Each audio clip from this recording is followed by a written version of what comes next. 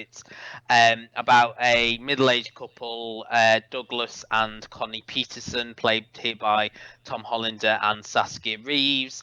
It starts with the realization that Connie wants to end their marriage after sort of 25 years together. Yeah. They've got a son, Albie, who in this is played by Tom Taylor, is it, from Dr. Foster? Yep. It's the summer before he's going to go to university, so I think this is her feeling at a time that we've got nothing once Albie leaves the house. What have we got left to talk about? Yeah, she says she doesn't want to be rattling around the house with him having Yeah. nothing to say, and Yeah.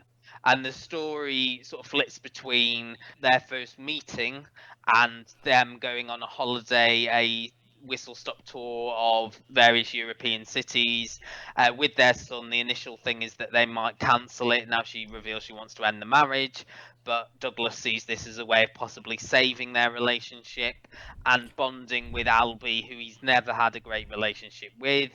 I mean, there are other revelations throughout the story. The first episode ends, and you've seen the second one, I believe, as well, with the fact that they had another child. I won't go into any more than that at this time because obviously. But yeah, so I mean, the main story is this going to save their marriage, and is he going to bond with the son that he never really bonded with?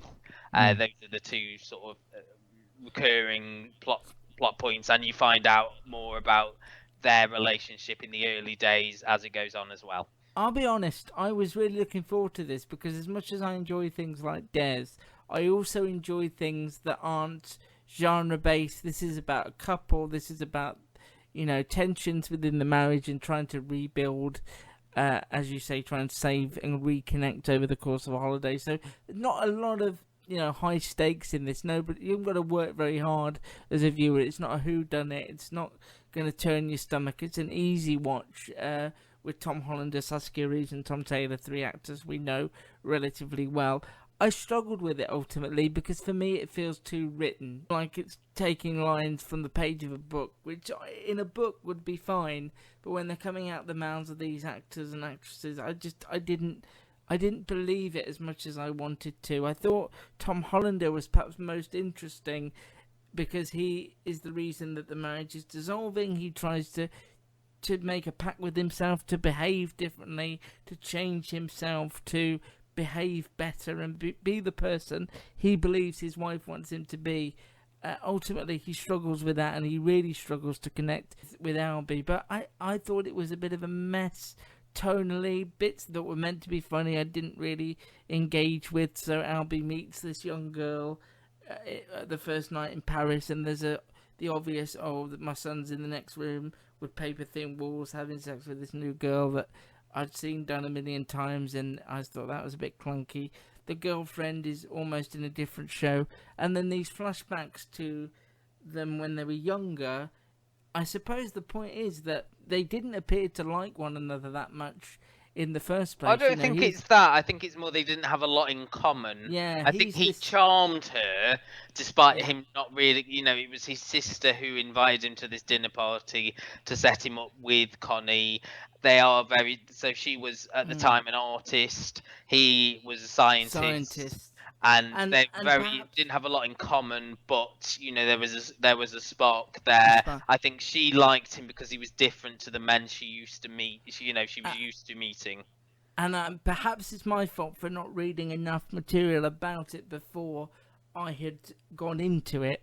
For me, it was just too clunky in places. I understand that Tom Taylor is playing Albie as this 17-year-old who is understandably reluctant to go backpacking with his parents across Europe in his last few weeks before university, but I thought everything with him was so cliched, and I always like shows where the kids feel authentic, where they're not the stroppy teenager looking down at their phone, and he didn't add anything to it for me. So I don't know. It was also a bit too light. It was a bit too. It could have been on 8 p.m. in terms of the content and the way they spoke. I wasn't a fan. I mean, I suppose I'm coming to this a little bit of a different perspective. Yeah, because you sort of know where it's going. It must be easier. And actually, when I'd heard that they were adapting this, I was a little bit surprised because the characters aren't that sympathetic, really. They're I not think that, likable at all. so the book is completely told from Douglas's perspective, which is, I suppose, a struggle to make the other characters seem a bit more well-rounded for this adaptation. Douglas is a little bit less misanthropic than he is in the book. I think there is chemistry there with him and Saskia Reeves. I think they did a good job of portraying a couple who did have a spark, who did have a thing for each other, and I did really like the scene where they're out together at the restaurant in France. I thought that was a particularly well done scene. As you say, Tom Hollander is a captivating presence, and I did like them together. I did really like the flashback scenes. You know, they did mesh well with their older counterparts. I thought that was done well. I think, as you say, the Tom Taylor, his performance and the character is very similar to the one that was in the book, but I think they in the I assume the latter episodes, because there is a moment where they do have that bonding moment, and he does explain why he has been acting the way he has and why he feels the way he has growing up. There is a moment of revelation. There is also, and I don't know again if she's introduced in the second episode. I presume she'll be in it later. Sophie Grable, I believe, is from The Killing, is Yes, also in there, yeah. and she plays a recently divorced Danish dentist Try saying that 3 times who fast. who, um, who Douglas meets later on in the journey. You know, because I think I saw you criticizing Tom Taylor, that character in specific, and I think there are moments towards the end of the first episode where, you know, he takes the parents to a Szechuan restaurant because they want a little bit different, and I think you saw that he was desperate for his dad to actually like the food, to like the choice he'd made. To have I a think, bit of culture. yeah, I think I saw that in there, and I think it is a hard character to get something out of. I know you mentioned the girlfriend Kat as well. The parents hearing the sex, that is a scene that is lifted from the story. Yeah. So I Yeah. suppose if it wasn't, you know, you did say it was quite clunky, but I suppose if it wasn't there, you know, it's very faithful to the book. Overall, you know, it's not a show that I found particularly great, but there's nothing No. I found particularly offensive about it either. I think it's fine. It's got an inbuilt audience. You know, the book was a massive seller, so you know, why not adapt a book, because we know we're going to get that audience at least for the Yeah. first episode, and then maybe we can get them to watch the rest of it on the iPlayer. You know, I'm not going to rush to watch the rest of it, but maybe if I need something to watch for an hour, I can put this on because, you know, I know where it's going. You know, I like these actors. It's easy, as you say, it's quite light. And I think we need something quite light at the moment, don't we, No, I really? agree. I agree. And there's just something not working to keep me If watching. if you're wanting something that's got like genuine characters, then this isn't the show for you, No. because, as you say, it is based on a book, and I felt when I read the book that it would be a novel that they would struggle to adapt, and I think David Nicholls has actually done the best job he can in softening the characters, you know, showing you Douglas and Connie as young people and how they are now. I think the way they've done the flashbacks, interspersing them, you know, Tom I, Hollander at the end of the day is a fantastic actor, yeah. as is Saskia Reeves, as we saw in the second series, Dr. Foster is Tom Taylor, and I think he gets a bit of a sharp shrift here, playing a character who is unlikable because he's being seen through his father's eyes. Yeah. You know, the teenage son being seen through his father's eyes, he's only going to see the worst of him, isn't he? So, unfortunately, that's the character that was painted in the book, and I'm hoping that when it gets to the scene where he has that heart to heart with his dad, that he does get to shine in the way that we've seen him do in other things. I'm going to record myself saying this and just insert it into the podcast whenever it requires it.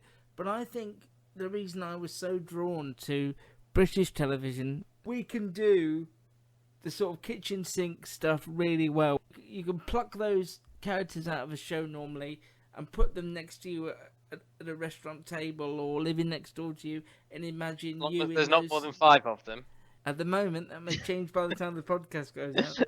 You can normally say, God, I could just see so-and-so saying that, or that rings so true. And that's what was missing from this for me. It just I think you've got a tin ear for clunky, overwritten drama, and that I think impacts on you not enjoying so much that puts on, because not everything is going to be Last Tango in Halifax or Clocking Off, or, you know, other things that are up your alley, Shane. Yeah. Um, Street.